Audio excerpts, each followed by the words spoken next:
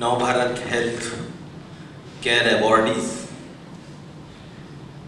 या अत्यंत महत्त्वपूर्ण अशा कार्यक्रमासाठी या ठिकाणी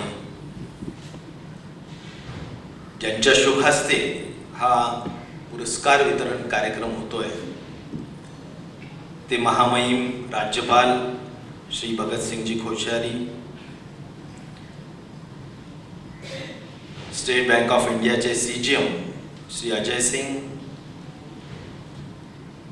नवभारत ग्रुपचे MD श्री निमेश महेश्वरी, MD संकल्प ग्रुप पांडुरंगजी कदम, या ठिकाणी उपस्थित सगळे आज पुरस्कार विजेते, खास करून ज्यांना पद्मश्री मिळाली ते डॉक्टर लहाणेजी असतील, या ठिकाणी कॅन्सरचे एक महत्त्वाचे रिसर्चर ज्यांना आपण म्हणतो ते आमचे टाटा कॅन्सरशी जोडलेले श्रीखंडे साहेब डॉक्टर असतील किंवा अनेक मान्यवर. खरं तर नवभारतचं मी मनापासून अभिनंदन करेल की सगळ्या क्षेत्रातून नुसते डॉक्टर्सच नाही तर बेस्ट इथे जिल्हा परिषद अध्यक्ष, नगरसेवक, डायग्नॉस्टिक सेंटर, अनेक वेगवेगळ्या क्षेत्रात अगदी डायबिटॉलॉजिस्ट पासून सगळ्याच क्षेत्रातील मान्यवरांना पुरस्कृत या ठिकाणी केलेलं आहे.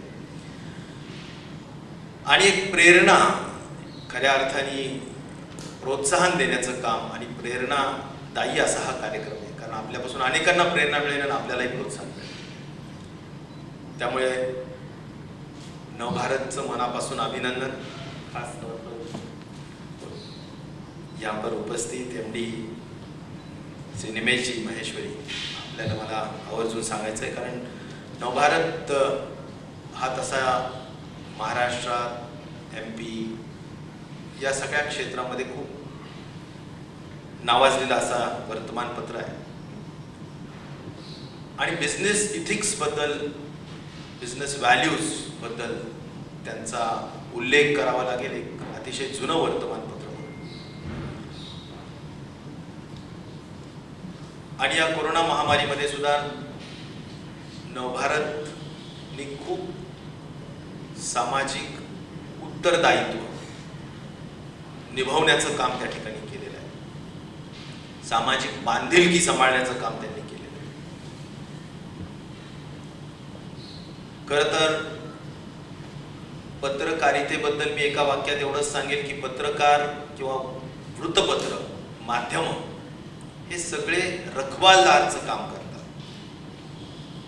म्हणजे समाज शिक्षण, समाज रक्षण आणि समाज मन जागरूक करण्याचं काम हे या वृत्तपत्राच्या माध्यमातून, पत्रकारांच्या माध्यमातून होत असतं. आणि कोरोना सारख्या या महामारीमध्ये अगदी शासनाला मार्गदर्शन करण्याचं काम, शासनाला योग्य निर्णय घेण्यासाठी मदत करण्याचं काम वर्तमानपत्रांनी केलं. नेहमीच आपण पत्रकार आणि पत्रकारिता, वर्तमानपत्र याबद्दल असंच बोलतो की नेहमी टीका करणं किंवा चिकित्सा करणं किंवा आपण त्याला फार जास्त पत्रकारिता करणं, अशा पद्धतीचं पत्रकारितेकडे पाहण्याचा आपला दृष्टिकोन. परंतु मी या निमित्ताने निश्चित प्रकारे सांगेल की पूर्ण कोरोना परिस्थितीमध्ये लोकांना मनोबल वाढवण्याचं काम, त्यांच्यामध्ये एक धैर्य निर्माण करण्याचं काम आणि आपण सगळ्या डॉक्टर्सला देखील एक प्रोत्साहन देण्याचं काम जर कोणी केलं असेल तर ते वर्तमानपत्र आणि माध्यमांनी केलं. त्याबद्दल त्यांचं मनापासून अभिनंदन. म्हणून आजच्या या निमित्ताने आपण सगळेच जण नेहमी म्हणत असतो की डॉक्टर्स हे कोरोना योद्धे आहेत. निश्चित प्रकारे आहे, कारण अन्नदाता,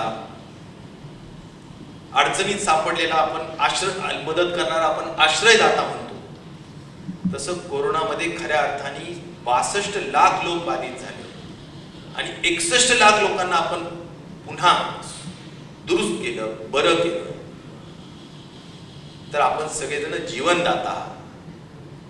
आणि त्यामुळे आपण सगळ्यांनी खूप मोलाचं काम केलेलं आहे, जे शब्दात वर्णन करता येणार नाही. अनेक डॉक्टर्स मी पाहत होतो सुरुवातीपासून की कोरोना कोणाला माहिती नव्हता, कशा पद्धतीनं त्याचं संसर्ग होईल याचंही माहिती नव्हती. आणि त्यामुळे आपलं घरदार सोडणं, एक एक महिना हॉस्पिटलमध्ये राहणं, मुलाबाळांना सोडून राहणं, जीव धोक्यात ठेवून राहणं, हा सगळाच प्रकार खऱ्या अर्थाने अचंबित करणारा होता. परंतु आपण सर्व डॉक्टर्स अत्यंत संयमाने आणि अत्यंत मी म्हणेल मानवतेच्या सेवेच्या व्रत घेऊन आपण सगळ्यांनी काम केलं. आणि त्यामुळेच समाज आपल्या सगळ्यांचं एक मानवतेची सेवा देणारा एक महत्वाचा समाजाचा घटक म्हणून आपण डॉक्टरकडे पाहतो. आपल्या सगळ्यांच्या बरोबरीला सगळे फ्रंट लाईन वर्क होते त्यामध्ये, की ज्यामध्ये पोलीस असतील, स्वच्छता कामगार असतील, आता इथे आपण जसं म्हणतो की संपूर्ण प्रशासन असेल, हॉस्पिटलच्या मॅनेजमेंट असतील, सगळेजण या कोरोनाच्या महामारीमध्ये काम करतो. रक्तदान करणारी मंडळी असतील. तर या सगळ्यांचंच मी आजच्या या निमित्ताने आपण एक प्रातिनिधिक स्वरूपात या ठिकाणी आपण उपस्थित आहेत, पण सगळ्यांचं मी मनापासून अभिनंदन करेन. खरं तर असं म्हणतात की सत्ता ही गाजवण्यासाठी नसून ती गांजलेल्या लोकांसाठी वापरण्यासाठी. आणि म्हणून सत्तेच्या नेहमी आम्ही आरोग्यमंत्री म्हणून किंवा आमचे मुख्यमंत्री असतील, उपमुख्यमंत्री असतील, मंत्रिमंडळ असेल, आम्ही एक प्रामुख्याने लक्षात ठेवलं की सामान्य माणूस आपला केंद्रबिंदू आहे, त्याला आपलं जपलं पाहिजे. आणि म्हणून अनेक धोरणात्मक निर्णय की ज्यामध्ये आपण कदाचित अनेक इथे हॉस्पिटल ओनर्स आहेत, MDs आहेत, COOs आहेत. त्यावेळी आपल्याला खऱ्या अर्थाने थोडं जाचकही वाटलं असेल की आपण 80% बेड्स रिझर्व करतोय, आपण रेट्स कॅपिंग करतोय, आपण त्या ठिकाणी HRCT ला काही कॅपिंग करतोय, आपण अनेक रेट्सच्या संदर्भात, अगदी मास्कच्या संदर्भात कॉस्टिंग काढून हा मास्क 19 रुपीच्या वर विकला नाहीच पाहिजे. इथे आमची क्रिस्नाम डायग्नॉस्टिक आहे, त्यांचे मला सारखे फोन यायचे की टोपे साहेब आम्हाला फार कमी करू नका. आणि आम्ही त्यांचे RT-PCR चे रेट अगदी खाली आणत 4,500 जे केंद्राचे होते त्याच्यावरून आम्ही शेवटी 700 रुपयापर्यंत आणले. पण यामागे माझा आज सांगण्याचा हेतू एवढाच आहे की आपल्याला गरीब माणूस हा केंद्रबिंदू होता, पण तुमची कॉस्टिंगही बघितली पाहिजे, तुम्हालाही प्रॉफिट झाला पाहिजे, पण सामान्य माणूस सुद्धा त्यामध्ये त्याला हानी होता कामा नये. आणि म्हणून त्या दृष्टिकोनातून खऱ्या अर्थाने आपण गांजलेल्या लोकांसाठी, गरीब लोकांसाठी आपण निर्णय घेतला.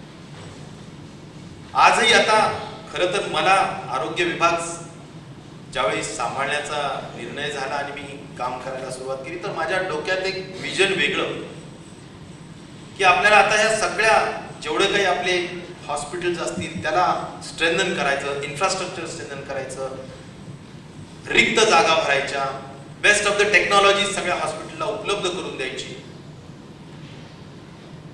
आणि अफोर्डेबिलिटी, ऍक्सेसिबिलिटी ह्याला जास्त महत्त्व द्यायचं. आणि त्या दृष्टिकोनातून आम्ही खऱ्या अर्थाने काम करायला लागलो. आणि मध्येच कोरोना आला आणि या कोरोनाच्या माध्यमातून बऱ्याचसा वेळ यावर अधिक जास्त लक्ष केंद्रित करण्यात गेलं. खरं तर कोरोनाने आपल्याला खूप काही शिकवलं. आता जीवनाकडे पाहण्याचा दृष्टिकोन तुमचा आमचा सगळ्यांचा बदललेला आहे. आपण आपली जीवनशैली, ज्याला लाईफस्टाईल म्हणू आपण, त्या लाईफस्टाईलचा आपण सगळेजण आता चिकित्सक पद्धतीने अभ्यास करतो. आणि मला असं म्हणायचं की राज्य शासन सुद्धा, सरकार सुद्धा जे सातत्याने आरोग्याला दुय्यम स्थान देत असायचं, किंवा आपण जो आपला GDP आहे, आपलं स्थूल उत्पन्न आहे, त्याच्या हार्डली 1% सुद्धा आपण खर्च करत नसायचो. प्लॅनिंग कमिशन्सने अनेकदा सल्ला दिला की किमान 5% तरी खर्च केला पाहिजे, परंतु आपण खर्च करत नसतो. पण कोरोनाने मला वाटतं शासनाचे सुद्धा डोळे उघडलेत आणि आता इन्फ्रास्ट्रक्चर चांगलं करणं असेल, इन्फेक्शियस डिझीज सारखे त्याच्यासाठी स्पेशल डेझिग्नेटेड हॉस्पिटल्स निर्माण करणं असेल, रिसर्चवर काम करण्याचा विषय असेल, लॅबोरेटरीज स्ट्रेंथन करण्याचा विषय असेल, अनेक गोष्टी की ज्या नव्याने आपण या ठिकाणी स्वीकारलेल्या आहेत आणि त्यामुळे हे काम आपल्याला अविरत करायचंय. मला आपल्या सर्व उपस्थित महान आणि अतिशय अनुभवी असलेल्या डॉक्टर्सला विनंती करायची की हा एक आरोग्य सेवा एक महत्वाचं कार्य आहे. कारण समाज म्हणजे कोण? समाज म्हणजे माणूस, आणि माणसाचं जीवनाची पहिली पायरी जर काय असेल तर ती आरोग्य आहे. आणि त्यामुळं मला असं वाटतं की निरोगी समाज ज्याला म्हणू आपण, तो निरोगी समाज निर्माण करण्याचं काम आपल्याला करायचंय, तुम्हाला आम्हाला सगळ्यांना मिळून करायचंय. आणि त्यासाठी आपण सगळ्यांनी मोलाची साथ द्यावी, मार्गदर्शनही करावं. आणि खऱ्या अर्थाने आता कोरोनाचा सेकंड वेव्ह सबसाईड होती असं आपण पाहतोय. जवळजवळ 25 जिल्ह्यामध्ये तर आता आपलं हार्डली 5, 10, 15, 25 अशा पद्धतीचे केसेस आहेत. आणि त्यामुळे त्या ठिकाणी आम्ही काही रिलॅक्सेशन निर्बंधांना देण्याचा प्रयत्न करतो. अजूनही आपल्याला बरंचसं काही काम करायचंय. 11 जिल्हे अजूनही स्टेट ॲव्हरेजच्या वर आहेत पॅरामीटर्समध्ये. पॉझिटिव्हिटी असेल, तुमचे ग्रोथ रेट असेल, सगळ्यांमध्ये. आणि त्यामुळे या सगळ्या कामामध्ये जरूर वॅक्सिनेशन हा सगळ्यात महत्वाचा मुद्दा राहणार. आणि म्हणून आपण सगळ्यांनी सुद्धा वॅक्सिनेशनच्या संदर्भात जरा ब्रँड अँबॅसेडर म्हणून या सगळ्या वॅक्सिनेशनचा प्रचार प्रसार करण्याचं काम करण्याची गरज आहे. आजही मी ग्रामीण भागातलं सांगू इच्छितो की ग्रामीण भागात आजही वॅक्सिनेशन करण्याला लोक तेवढे रिस्पॉन्ड करत नाही. आणि म्हणून आपण वॅक्सिनेशनच्या बाबतीत माझा विनंती राहील की आपण जेवढं सांगता येईल तेवढं जरूर सांगावं. हा झाला एक भाग. आणि आपल्या स्तरावर सुद्धा आता आम्ही अनेक स्कीम्स केल्यात. महात्मा ज्योतिबा फुले जन आरोग्य योजना आहे. मला माहिती मुंबईचे नामवंत जे हॉस्पिटल्स आहेत आणखीन त्या योजनेमध्ये सहभाग घेतलेला नाही. तर त्या योजनेला सहभाग घ्या. त्यात काही त्रुटी असतील आम्हाला सांगा, आम्ही दुरुस्त करू. पण महात्मा ज्योतिबा फुले जन आरोग्य योजना या योजनेतून आपल्याला खूप काही लोकांना इन्शुरन्सच्या स्कीमच्या माध्यमातून मदत करता येऊ शकेल. तर त्या बाबतीतही माझा एक आजचा विनंती आहे. जे काही गरीब माणसांसाठी, मध्यमवर्गीयांसाठी, लोअर मिडल क्लाससाठी जे करता येऊ शकेल, त्यासाठी आपले जे काही BPL असतील किंवा आर्थिक दुर्बल घटकाचे, इकॉनॉमिकली वीकर सेक्शनचे लोक असतील, यांना सुद्धा योग्य हेल्थकेअर करण्यासाठी आपण जरूर मदत करावी अशी अपेक्षा या निमित्ताने करेल. थर्ड वेव्हच्या अनुषंगाने सुद्धा चर्चा आहे. आता त्या बाबतीत आपण सगळेजण सज्ज आहोत, वेल प्रिपेअर्ड आहोत. पण तरी सुद्धा आपल्या सगळ्यांना माझी विनंती राहील की जे काही अंदाज व्यक्त करण्यात येतो, लहान मुलावर परिणाम होईल, अन्य काही गोष्टी आहेत, या सगळ्यांच्याच बाबतीत आपण आपला योग्य सजेशन्स, योग्य सल्ला देण्याचं काम आपण निश्चित प्रकारे करावं अशी विनंती या निमित्ताने करेन. मैं आज खास तौर पर महामहिम राज्यपाल जी का तहे दिल से अभिनंदन करना चाहूंगा, आभार मानना चाहूंगा कि इस हॉल में कई लोगों को प्रोत्साहन करने का काम वे कर रहे हैं. रोजाना कितने तो भी लोगों को फेलिसिटेट करने का काम, जिन्होंने अच्छा काम किया है कोरोना के पार्श्वभूमि में हो, या अभी मुझे तो यानी बहुत आश्चर्य लगता है कि 80 इयर्स की उम्र में अभी बाढ़ बाधित जो क्षेत्र है उन्होंने उनका दौरा किया है.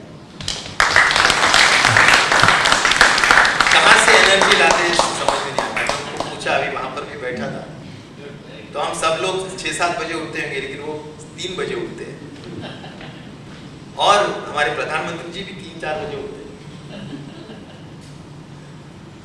और बहुत ही एक अनुशासित ऐसी लाइफस्टाइल है, बहुत ज्ञानी है, चिंतन किया है लाइफ में, बहुत राइटिंग का बहुत उनको पैशन है। वे अभी कह रहे थे कि अगर हम ये राजनीति में नहीं आते तो बहुत अच्छे राइटर बन जाते थे, लेकिन हम अच्छे नेता को, यानी जैसा बोलते हैं ना कि हम अच्छे नेता, जो वे सीएम रह चुके हैं और एक बहुत ही साफ सुथरी, जैसा बोलते हैं कि पॉलिटिक्स में कई लोग प्रॉब्लम्स रहते हैं, लेकिन बहुत ही प्रेरणादायी नेतृत्व राज्यपाल जी के माध्यम से है। लेकिन मैं ये कहूँगा कि ज़रूर आज के इस अवसर पर मैं महामहिम जी को विनती करूँगा कि आपके संबंध निश्चित तौर पर बहुत ही अच्छे हैं केंद्र शासन से, और महाराष्ट्र में जो सबसे ज़्यादा प्रभावित हुआ क्षेत्र है महाराष्ट्र पूरे दुनिया में या पूरे देश में, तो मैं ये कहूँगा कि वैक्सीनेशन अगर यह एक आज के इसमें एक उपाय है, तो आपका गुड ऑफिस, आपके शब्द वहाँ पर अगर आप मांडवीय जी को कहें या आप और अन्य मंत्री जी को कहकर अगर महाराष्ट्र को ज़्यादा वैक्सीन मिले तो निश्चित तौर पर महाराष्ट्र की जनता बहुत बहुत आभारी रहेगी।